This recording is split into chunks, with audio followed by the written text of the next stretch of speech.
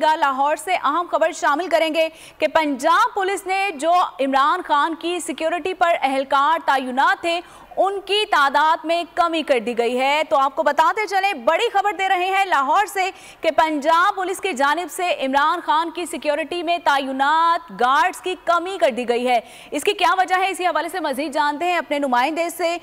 बताइएगा क्या वजह है, क्यों इमरान खान के जो गार्ड्स हैं, जो पुलिस की तादाद है वो कम कर दी गई है। खुर्रम अली, क्या मौकिफ है, क्या वजह सामने आई है?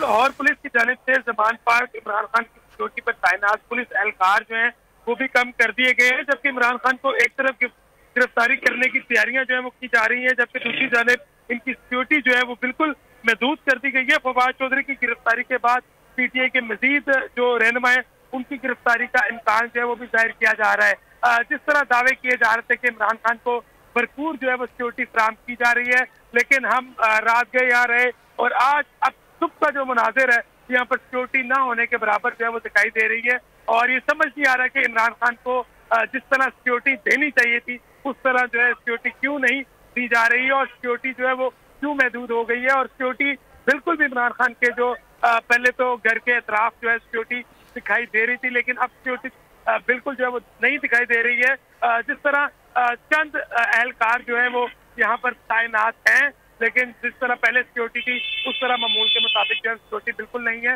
महदूद कर दी गई है लाहौर पुलिस की जानिब से इमरान खान की सिक्योरिटी। जी ठीक है। अच्छा, ये भी बताते चलें कि पहले तो इमरान